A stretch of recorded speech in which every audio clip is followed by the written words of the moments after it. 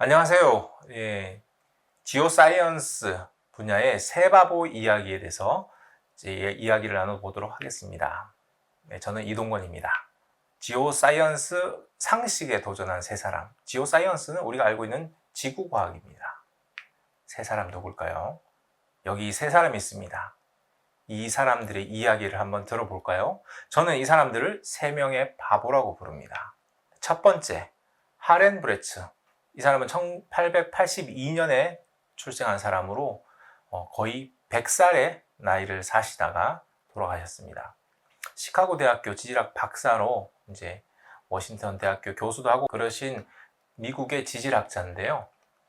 이분의 이야기를 나누기 전에 먼저 우리 지사학, 지구의 역사를 다루는 학문을 지사학이라고 하는데, 이 지사학에 있어서 어떤 우리 해석의 원리가 한번 알아볼 필요가 있습니다. 과거에 우리 이 지구의 지형을 판단하는 데 있어서 격변설을 중심으로 우리가 이해를 했습니다. 격변설이란 이 모든 당시 근대 과학자들이 성경적 세계관 가운데 살아왔기 때문에 우리가 지금 이곳에 있는 것은 성경의 시대, 노아의 홍수 이런 걸 거치면서 됐다고 생각했고, 그들은 지금 나타나는 이 많은 지형과 형태가 노아 홍수에 의해서 형성된 것이다. 즉 대격변에 의해서 형성된 것이다. 이렇게 생각을 했던 거죠. 이 격변설이라는 것은 맹렬한 물, 힘, 지형 조건의 변경 이런 것들이 이제 이루어졌다는 뜻인데요. 근데 그들이 근대에 이르러서 과학자들이 계몽주의, 탈성경화를 거치면서 그들은 동일 과정설이라고 하는 개념을 꺼내 놓습니다. 그것은 무엇이냐면 지금 관찰되고 있는 이 현상이 과거에도 계속 이어졌을 것이다. 즉 지금 퇴적되고 있는 퇴적률은 1년에 3cm가 쌓인다고 치면 300cm가 쌓이려면 100년이 걸리겠죠. 그런 식으로 과거를 추정하는 데 있어서 현재를 기준으로 보자. 이게 바로 동일 과정설입니다. 동일 과정설은 매우 점진적이고 느린 그러한 과정을 내포하고 있습니다. 자, 그러면 우리 하렌 브레츠 박사님은 지금 어떠한 이슈 때문에 이 얘기를 하느냐면 바로 미국에 있는 저 워싱턴주에 있는 수로가 있는 화산 용암지라고 하는 지형에 대한 논쟁 때문에 이 사람이 주목받게 되었습니다. 이곳은 넓은 현무암질 지대, 화산 용암지, 현무암질 지대가 있는데 이 현무암질 지대에 큰 수로가 막 나타나 있습니다. 그걸 하렌 브레츠라는 사람이 조사를 하게 된 거죠. 지금 보시는 것처럼 저 지형에 보면 깎아지는 저 절벽이 현무암 돌이고요. 저 밑에 폭포 밑으로 흘러서 저 물이 수로를 따라가고 있죠. 저 멀리 있는 펄루스 리버 캐년을 따라서 이렇게 수로가 형성이 되어 있습니다. 이 지역에 대해서는 1910년에 퀸시 지형도를 조셉 파디라고 하는 지질조사국에 있는 학자가 지형도를 먼저 만들기 시작해서 연구가 시작이 되었고, 하렌 브레츠가 1922년부터 지질조사를 시작을 했습니다. 그리고 매해 여름마다 7년에 이어서 계속 조사를 했는데요. 첫 해 22년에 이곳의 지형에 있는 많은 현상들 그리고 증거들을 수집해서 보고하는 보고서에 가까운 논문을 내었고, 이는 많은 환영을 받게 되었습니다. 그러나 둘째 해부터 그는 이 지형이 왠지 거대한 격변적 홍수 사건에 의해서 형성된 것 같다 라는 생각이 들어서 그러한 해석이 들어간 논문이 나오게 되었고, 이때부터 그는 학자들로부터 많은 비판을 맞이하게 됐는데요. 이게 23년에 하렌 브레츠가 그린 이 지역의 화산 용암 지대에 수로가 형성된 지도입니다.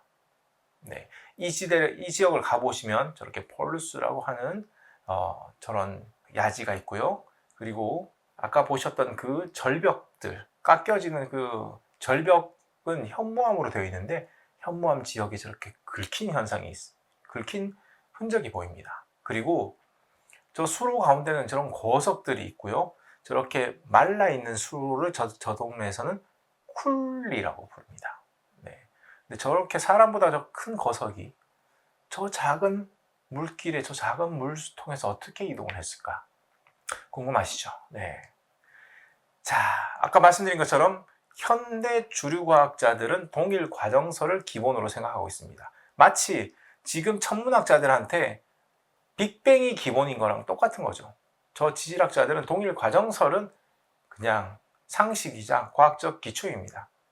근데 하렘브레츠가 큰 격변에 대한 얘기를 했죠.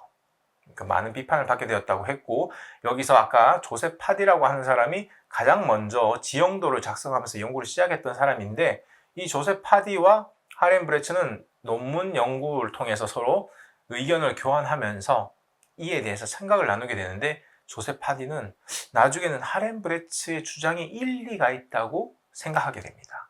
그런데 사건이 발생합니다. 1927년에 이 워싱턴 지질학회라고 하는 그 학회에서 공개 포럼을 열었어요. 자, 이 지역에, 워싱턴 지역에 이 수로에 대해서 열심히 연구한 학자 하렘브레츠를 강사로 세워서 발표를 하게 한 거죠. 우리 일반적으로 그런 전문가를 불러서 세우면 그분에 대한 리스펙을 가지고 존중을 가지고 우리가 보통 듣게 되겠지만, 이 자리는 달랐습니다.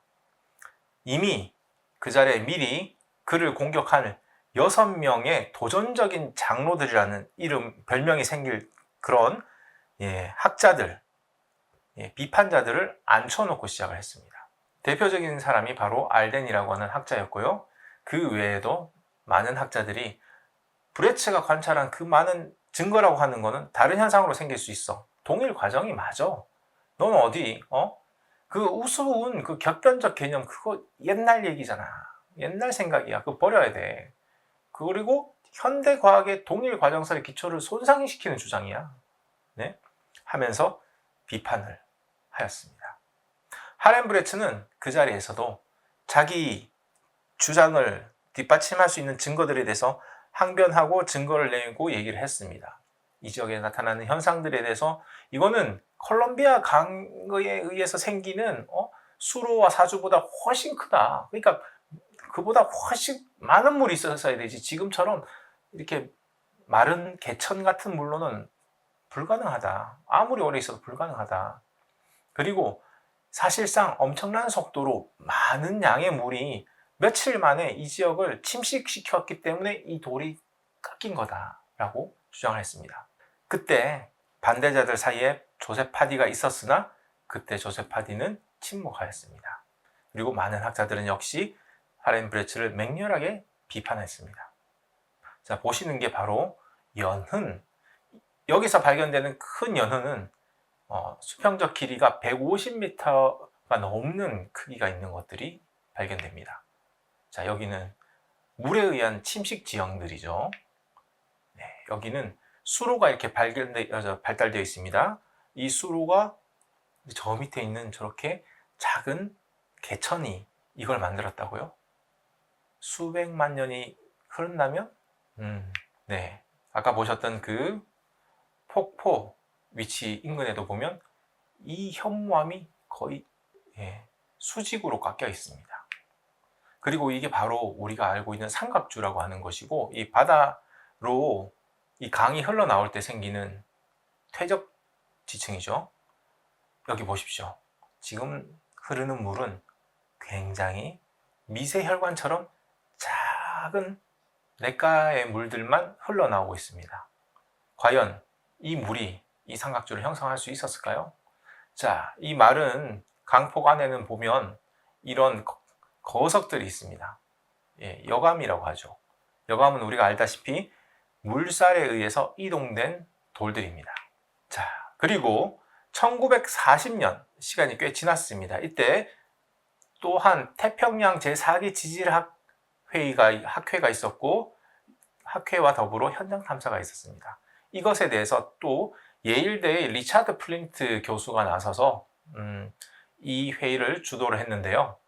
역시 하렘브레츠에 대해서는 공개적인 조롱과 멸시에 가까운 비판이 많았습니다.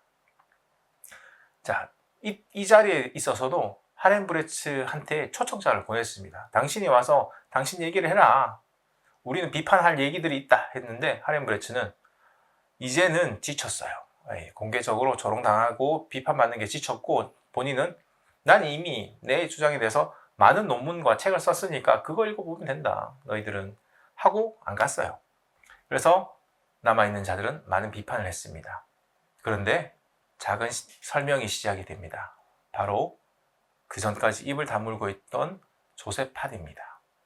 지금 보시면 손바닥이 보이는 저 연흔이 보이시죠? 저게 바로 물살이 흐르는 곳에 보면 바닥에 물결 모양의 층이 형성이 되는 겁니다. 우리가 여름에 바닷가에 놀러 가면 그 바다 밑에 내 발이 닿는 곳이 보면 이렇게 볼록볼록 하잖아요. 그게 바로 연흔입니다.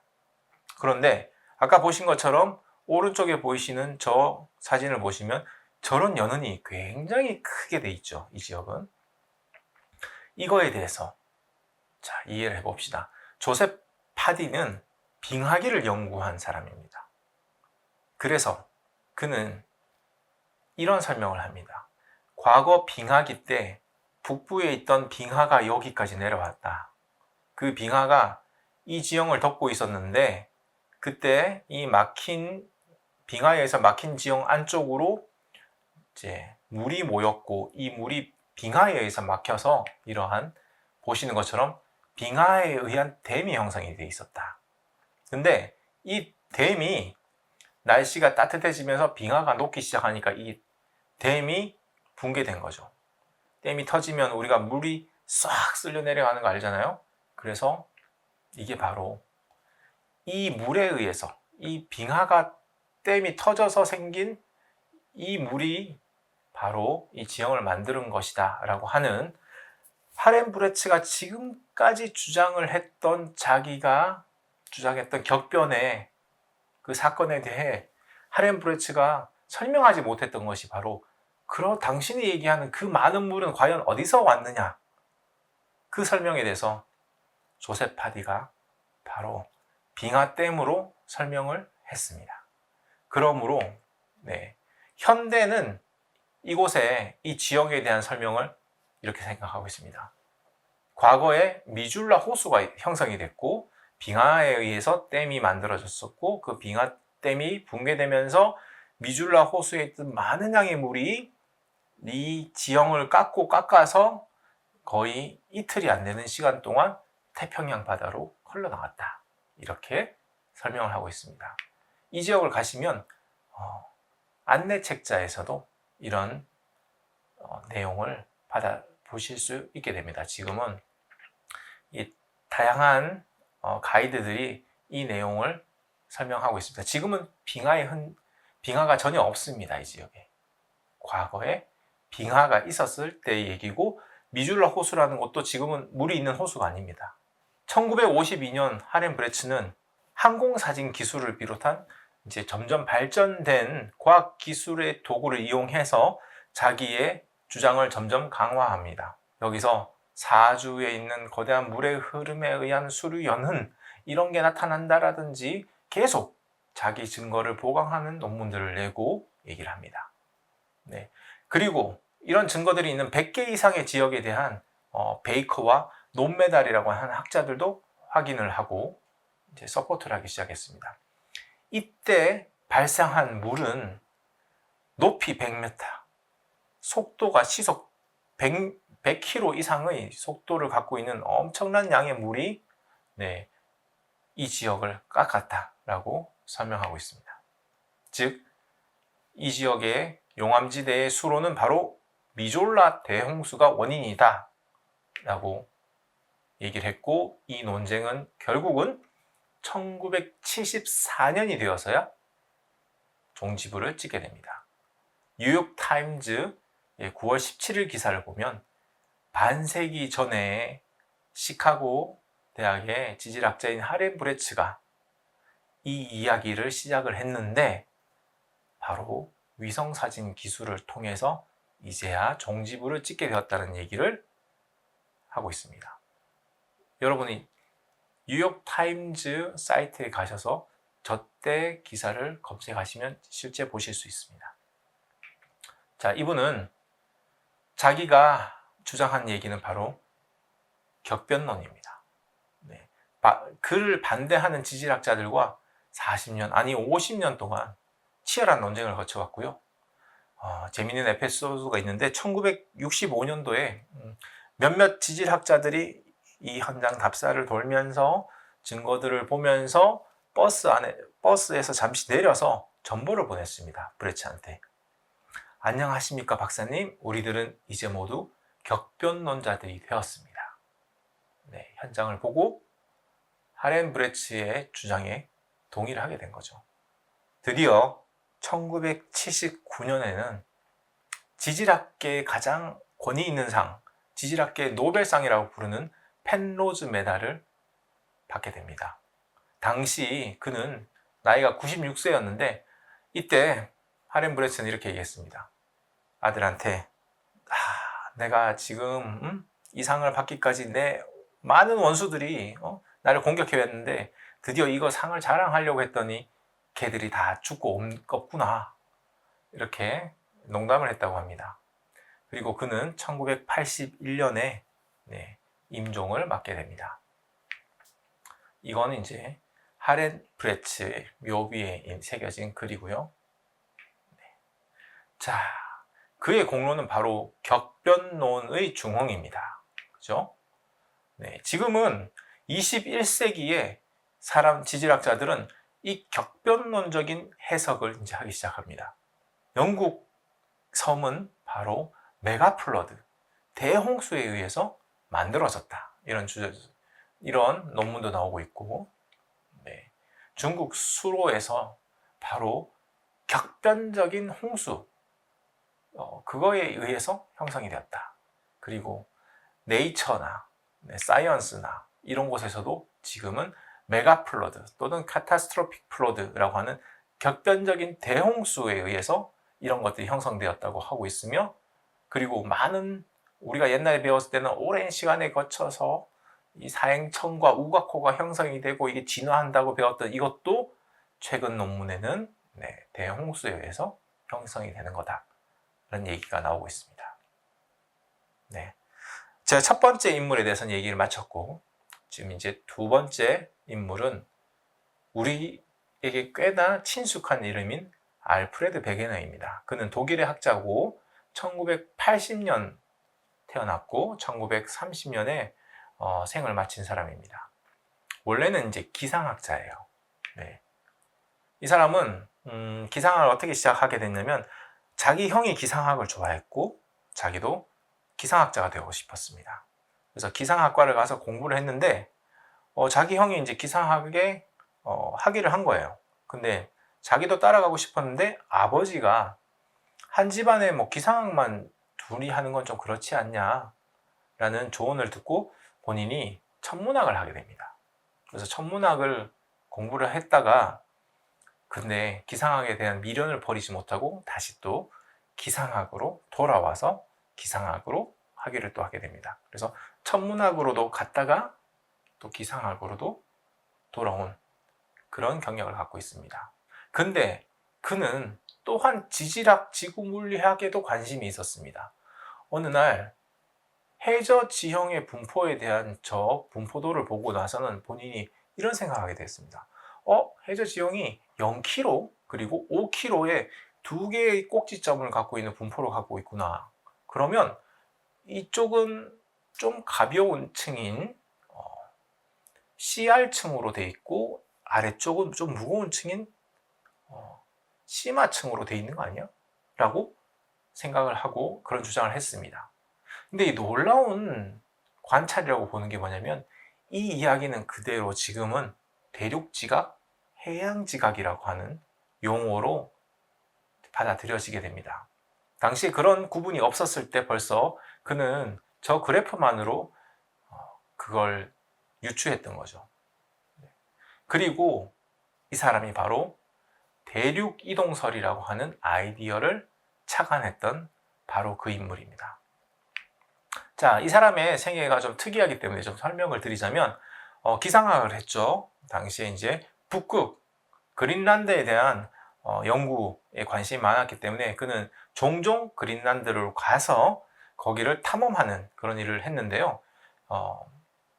그린란드를 1200km를 걸어서 주파하는 그런 신기록을 세웠습니다. 우리가 생각하는 기네스 거기에 올라간 사람입니다.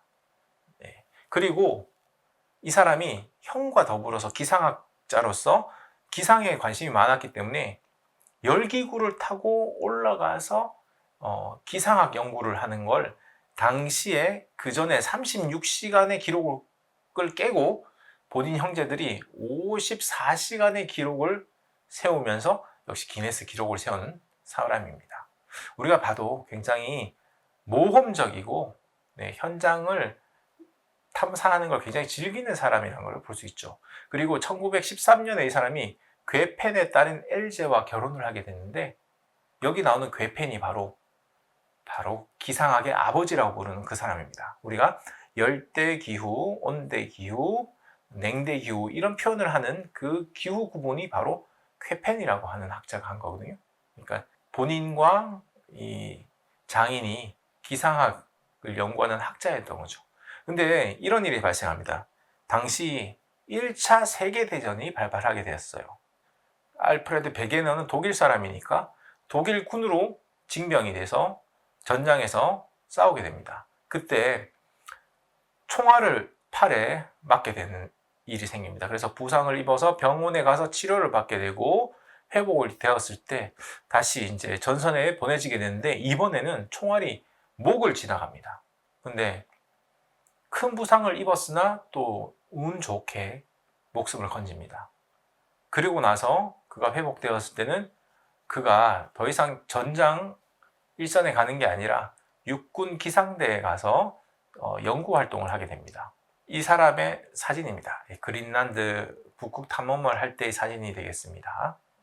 자, 그러면 이 베게너에 대해서 간단하게 과학자로서의 장점을 보자면 이 사람은 기상학자죠. 근데 아까 얘기했던 것처럼 바로 대륙 이동설과 같은 지질학 또는 지구 물리학에 대한 관심을 갖고 있었고 그걸 살펴보기 위해서는 화석 같은 고생물학도 들여다보는 폭넓은 공부를 했던 사람입니다.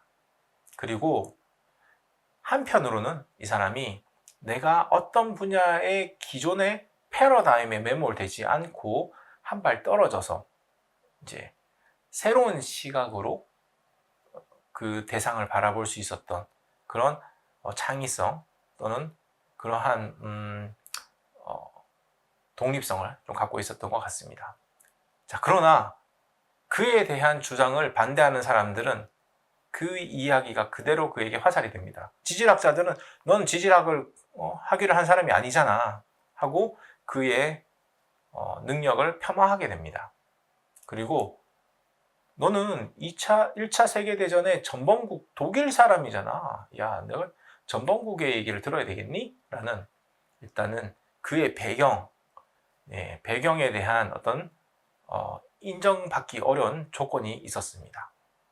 그리고 당시에 지각평형설 그리고 육교설이라고 하는 그런 가설이 지배적인 상황이었기 때문에 이 주류 학자들이 인정하고 있는 그 얘기를 무시하는 그 얘기는 바로 배척되게 되었습니다. 근데 이 사진을 한번 보시죠. 이 사진을 보시면 바로 남아메리카 대륙과 아프리카 대륙이 보이죠. 이 두 개가 이동해서 딱 붙이면 모양이 잘 맞을 것 같잖아요.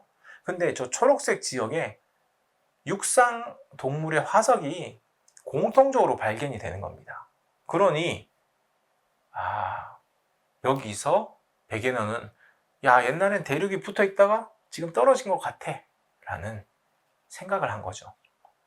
그러나 당시의 학자들은 어떻게 이해를 했느냐면 거기 육상 동물이 그렇게 화석에 나타나는 것은 과거에는 여기에 땅을 이어주는 육교가 있었기 때문이야. 그래서 동물들이 땅으로 걸어갈 수 있었던 거야. 이렇게 설명을 했습니다. 그리고 현재로는 이 육교가 침강되어 사라져서 우리가 볼 수 없을 뿐이야. 이렇게 이해하고 있었던 거고 그들에게는 땅은 절대로 이동할 수 없어. 이렇게 설명을 했습니다. 그리고 우리 베개너는 땅이 옆으로 이동하면 서로 부딪히고 갈라지니까 부딪히면서 산이 생길 수도 있고, 골짜기가 생길 수도 있죠. 이렇게 땅의 수평 운동에 의해서 산과 계곡 같은 지형이 형성이 될 수 있다라고 설명을 했으나, 당시에는 이 산과 계곡 같은 지형의 형성이 바로 지구가 과거에는 뜨거운 암석이었으나 이게 점점 식으면서 수축이 일어나고, 이렇게 수축이 일어나면 바로 탱탱했던 포도가 마른 건포도가 될 때 쭈글쭈글해지는 것처럼 지구의 표면이 울퉁불퉁해지는 걸 바로 지구 수축설로 이해를 하고 있었습니다. 그래서 베게너가 주장하고 있는 대륙 이동과 그거에 의해서 나타날 수 있는 증거들을 하나하나 이제 거부하고 있었던 거죠. 베게너의 이 바로 대륙 이동설이라고 하는 이 이야기는 대륙과 해양의 기원이라고 하는 책에 소개가 되어 있습니다. 이 책은 베게너가 1판, 2판, 3판, 4판까지 출간을 했고요. 판 올림이 되면서 그가 계속 연구 자료를 보강해서 점점 많은 증거들을 포함하면서 내용이 이제 많아졌습니다. 그 중에서 3판에서부터 그 유명한 판게아라는 용어가 나타나 있습니다. 바로 모든 대륙이라고 하는 어원을 가지는 용어고요. 이 판게아는 과거에는 그러면 대륙이 한데 붙어 있었던 그 초대륙의 이름을 판게아라고 이렇게 했던 겁니다. 자, 바로 이 베게너에게도 앞에 브레츠와 유사한 사건들이 많이 생겼습니다. 1926년에 미국 석유지질협회에서 베게너를 초빙해서 심포지움을 열었습니다. 그때 조직위원장은 네덜란드 석유지질학자인 판데르 그라프트라고 하는 사람이고, 참가자 대부분은 역시 이 이야기에 반감을 갖고 있는 사람입니다. 베게너가 대륙이동설을 설명을 했을 때 그들은 대륙이동설은 상상력의 바탕을 둔 사이비 과학이며 19세기 스타일의 구태의연한 이론이다 라고 매도를 했고, 우리는 육교설을 지지한다, 그리고 지각평형설을 지지한다 등등의 과거의 이론들만 주장을 하고 있었습니다. 그리고 시카고 대학의 롤린 챔벌린이라고 하는 교수는 만일 우리가 베게너의 이론을 받아들인다면 우리가 지난 70년 동안 구축해왔던 지질학의 모든 성과를 버리고 다시 시작해야만 한다. 즉, 당신은 우리의 모든 기반을 무너뜨리는 엄청난 얘기를 하고 있다. 근데 당신은 도대체 정체가 그 정도 사람인가? 라는 얘기를 하는 거죠. 이런 얘기들은 우리 곳곳에서 많이 듣는 것 같습니다. 우리가 천문학에 있어서 빅뱅을 거부할 때도 역시 같은 얘기를 들을 수밖에 없겠죠. 동일 과정설도 그랬고, 많은 얘기들이 그런 패러다임의 틀에 벗어나기가 어려운 이유가 저런 데 있습니다. 자, 이 베게너는 이런 학자들의 그 비판과 비난에 대해서 이렇게 받아들이는 게 좀 힘들어 했습니다. 지금으로 치면 우리는 악플에 굉장히 힘들어하는 스타일이었던 것 같습니다. 왜냐하면 자기는 야외에 나가서 탐험하고 뭐 이렇게 하는 액티브한 걸 좋아하는데, 말로써 이렇게 공격하는 이런 쪽에는 굉장히 어려워하는 그런 성향이 있었다고 합니다. 그래서 그는 대륙과 해양의 기원 4판을 딱 출판하자마자 그걸 읽고 비판하는 편지를 받기도 전에 바로 그린란드로 가버렸습니다. 그런데 이번에는 평탄치 않았습니다. 자기 팀들이 그린란드에서 베이스 캠프를 차려서 기지를 가지고 있었는데, 이때 폭풍우 가운데서 그들이 거리 이동이 일어났고요. 선발대가 먼저 건너가고 중간에 베게너가 건너가고 마지막 후발대가 도착을 했을 때 베게너가 없었습니다. 그래서 이 폭풍우가 잦아들고 나서 그들이 돌아온 길을 역으로 돌아왔을 때 중간에 베게너가 얼음 속에 잠들어 있는 것을 발견하게 되었습니다. 베게너는 아직도 그곳에 있다고 합니다. 그 베게너의 그 주장은 자기는 살아생전에 어떤 그거에 대해서 자기 이야기에 대해서 비판만 받았을 뿐이지만, 그가 죽고 나서 그 이후로 다른 학자들이 연구를 이어나갔고 역시 과학 기술의 발전을 통해서 해양에서의 탐사 기술이 발전하면서 이 대륙 이동설은 추후 1970년대 판구조론이라고 하는 이름으로 정설로 받아들여지게 되었습니다. 그래서 베게너는 영웅이 되었죠. 그 기념하는 우편도 실리고 그 사람은 교과서에도 이름이 올라와 있는 위대한 과학자가 되었습니다. 그 사람들 이제는 이렇게 기념합니다. 우리가 대륙이동설을 받아들이지 않았던 이유는 베게너가 지질학회에 정식으로 가입된 회원이 아니었던 것에 있다. 맞죠? 그리고 그가 전범국 독일인 과학자라는 거에도 말하지 못하는 또 은근한 무시가 있었겠죠. 하지만 그것이 그에게는 행운이었습니다. 베게너가 정통적인 지질학 교육을 받지 않았기 때문에 그는 기존의 생각에 얽매여 있지 않고 새로운 시선으로, 다른 시선으로 볼 수 있었고 그는 그걸 통해서 위대한 과학의 성취를 이룰 수 있었다. 이렇게 판단하고 있습니다. 자, 우리가 북극에 보면 그린란드 땅에 베게너가 아직 묻혀 있습니다. 그러면 이 베게너를 통해서 현대과학의 새로운 중심이 된 판구조론은 과연 어떤 것인지 간단하게 소개하도록 하겠습니다. 우리 지구의 대륙이 주기적으로 움직이며 떠다니며 분리되고 충돌한다는 생각은 적어도 200년은 된 가설입니다. 그러나 대부분의 지질학자들은 이 가설의 증거가 충분하지 않아서 1960년대까지는 믿지 않았습니다. 지각이 조각들로 나뉘고 그 판이라고 불리는 조각들이 이동하고 있다는 판운동 말입니다.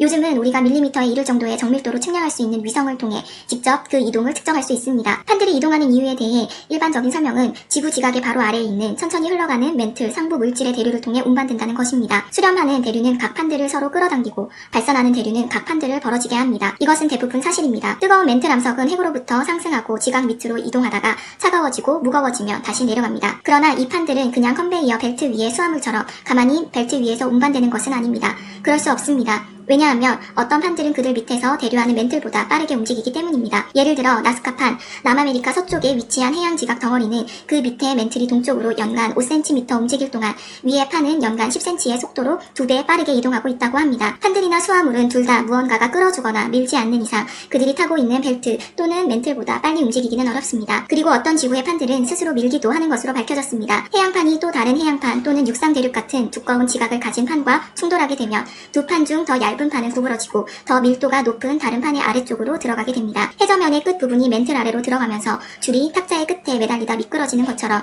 자신의 뒤에 있는 판을 끌어당기게 됩니다. 판이 섭입되는 부분이 클수록 당기는 힘은 강해지고 뒤에 남아있는 판은 더 빠르게 끌려가게 됩니다. 우리는 이런 현상을 구글어스를 보기만 해도 바로 확인할 수 있습니다. 대륙들이나 열도 옆에 위치한 좁고 깊은 해구들은 주름 형태를 남기는데 이는 해양 지각이 아래로 빠져들어가면서 그 과정에서 옆판의 끝을 구부러뜨려서 형성된 것입니다. 거기에 더해서 해저 지각 덩어리는 실제로 그 아래의 멘틀이 대류를 일으키는 것을 도와줍니다. 가라앉은 해양판들은 더 먼 곳에서 흘러온 암석들이 측면으로는 가지 못하게 막아버리고 이를 아래쪽으로 흘러 내려가게 합니다.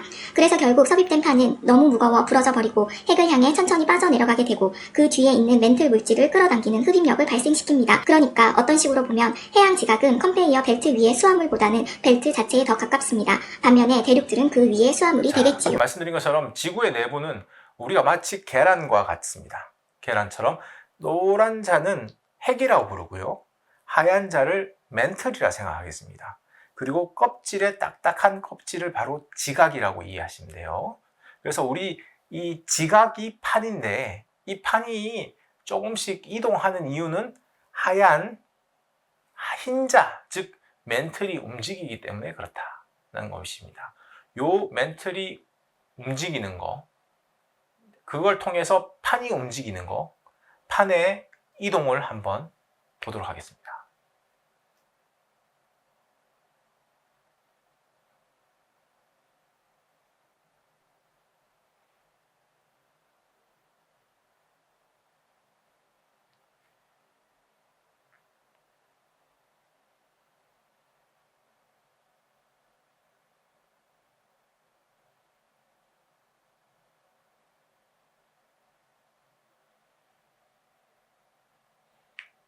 자, 대륙이 하나로 뭉쳤다가 다시 이제 갈라지는 그런 영상을 볼 수 있었죠. 네. 대륙 이동설.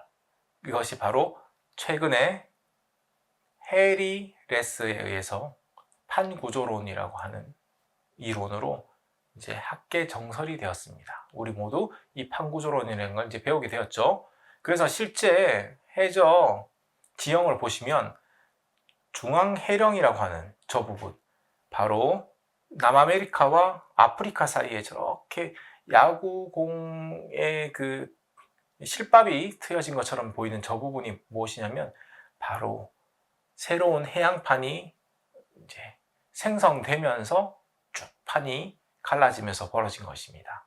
네, 저러한 해저 지형의 증거도 있고, 그 다음에 고생물학이라고 하죠. 저 우리 화석들, 이 대륙을 붙여놓고 보면 화석의 분포가 이렇게 바로 연속되게 나타납니다.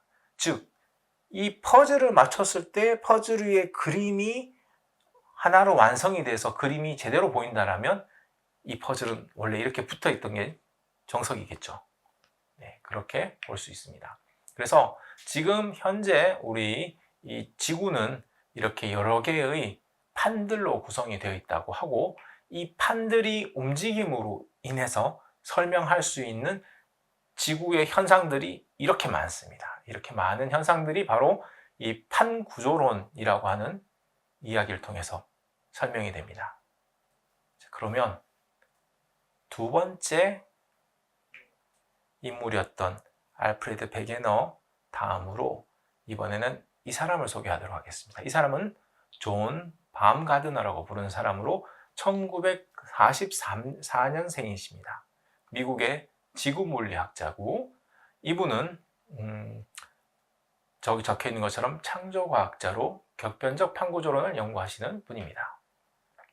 격변적 판구조론은 어떤 것일까요? 자, 지금 현재 판구조론이 우리 지질학계의 주류 기초 이론이 되었다고 말씀을 드렸습니다. 그런데 지금 이들의 기본은 역시 동일과정설입니다. 판구조론은 인정을 하지만 동일과정설적인 판구조론이죠. 이분은 격변론적인 입장에서의 판구조론을 주장하고 있습니다. 아렌 브레츠의 연구와 알프레드 베게너의 그 연구가 계승되는 것 같지 않습니까? 자, 이분은 판구조 시뮬레이션에 있어서는 세계적 대가입니다. 네, 이분이 주류과학을 안 하신 게 아니라 주류과학자로서 사이언스 네이처에 논문을 많이 냈던 대가고, 이분은 이제 신앙적으로는 창조론을 지지하는 사람이니까 이분은 아마 노아 홍수의 그 메커니즘을 바로 격변적인 판구조 운동과 연결이 되어 있다고 생각합니다. 근데 이 사람을 반대하는 사람들은 과거에는 그의 연구에 대해서 논문에 퍼블리시 될 정도로 인정을 했으나 그가 창조론자인 것을 드러내고 나서부터는 엄청난 반대를 맞이하게 됐습니다. 최근에는 그가 옮기는 학교마다 그를 비판하고 비난해서 학교에서 채용이 되지 못하도록 이렇게 추적되어서 계속 괴롭힘을 당하는 수준에 이르렀습니다. 자, 그러면 이 내용은 어떻게 되는지 한번 설명드리도록 하겠습니다. 자, 우리가 이 지구가 아까 말씀드린 것처럼 지각이라고 하는 껍질이 있고 멘틀이라고 하는 게 있다 그랬죠. 그 밑에 있는 멘틀이 대류라고 하는, 이 대류라는 게 이제 유체처럼 이렇게 움직이는 건데요. 이 움직임에 의해서 이제 생기는데, 처음에 이 지각이 갈라지고 움직이기 시작하면 우리 그 멘틀 위쪽은 고철질 규산염 광물로 되어 있습니다. 이 광물의 특징이 뭐냐면 온도와 압력이 강하면 굉장히 약해져 버리는 특성을 갖고 있습니다. 그래서 이때 처음에 판에 운동이 생기기만 시작하면 그 다음부터 마찰열이 발생하고요. 이 마찰열에 의해서 여기가 약해집니다. 약해지면 더 빨리 이동하게 되고, 그러면 열이 더 발생하고 계속 가속화되죠. 이렇게 마찰열의 발생과 약화되는 현상이 계속 가속화가 되면서 이 판이 확 다 삽입이 될 때까지는 계속 속도가 빨라지는 현상이 생긴다. 요거를 시뮬레이션을 통해서 확인하게 되었습니다. 영상을 보시면 지금 저 그림처럼 멘틀 대류에 의해서 위에 상부 판이 이동하게 되는데요. 저기는 이제 멘틀이 상승하는 곳에서 판이 새로 형성되면서 양쪽으로 이동하고 있죠. 그러다가 저렇게 멘틀 속으로 판이 흘러 들어가는 곳이 있습니다. 이렇게 판이 섭입이 되죠. 저 속도가 지금 속도보다 과거에는 굉장히 빠르게 일어났다는 걸 얘기를 하는 거죠. 자, 그거에 대해서 이분은 멘틀 대류 유한 요소 모델링이라고 하는 수치 해석 기법으로 연구를 했습니다.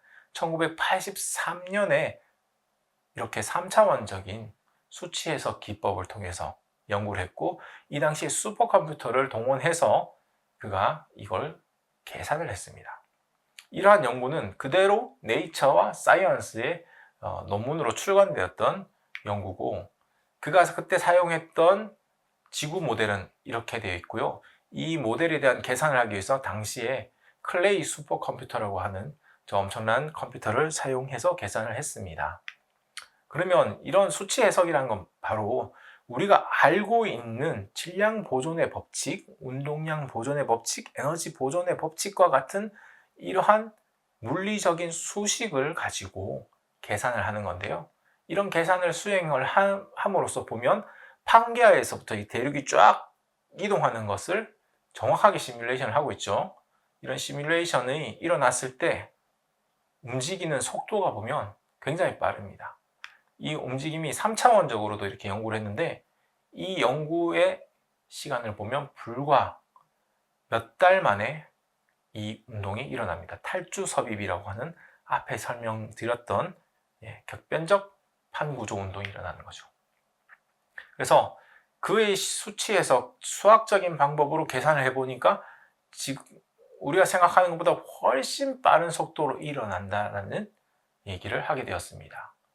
자, 그러면 여기서 한번 살펴보겠습니다. 그러면 판이 훨씬 빨랐다는 것과 느렸다는 것, 그 사이에 뭔가 차이가 있을 건데, 빨랐다라는 걸 지지할 만한 증거가 있을까요? 자, 한번 봅시다.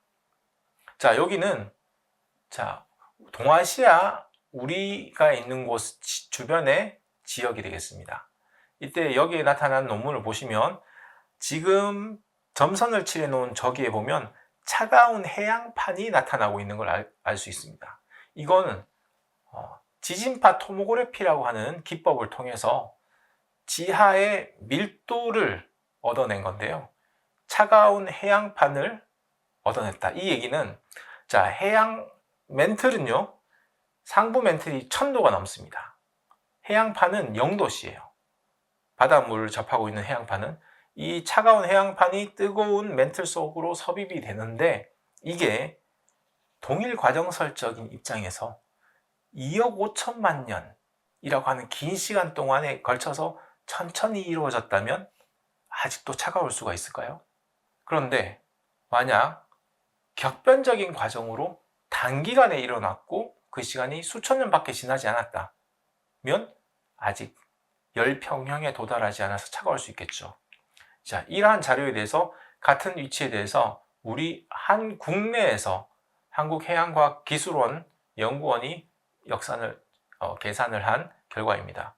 이게 위와 아래로 가른 단면을 보여주는데요. 해구 쪽으로 차가운 판이, 파란색 판이 섭입되어 있는 것이 그래프로 나타나고 있습니다. 자, 마찬가지로 차가운 판의 존재를 확인할 수 있습니다. 이것은 이 지역에만 나타나는 게 아닙니다. 피지섬이 있는 곳이나 다른 곳에서도 많이 이렇게 차가운 판이 여전히 남아있음을 나타내는 것들이 보이고 있습니다. 그래서 멘틀의 온도 분포를 보면 차가운 판, 뜨거운 판이 나타나는 분포가 있는데요. 자, 요걸 격변적 판구조론, CPT라는 거는 이제 격변적 판구조론 시뮬레이션에 대한 얘기입니다.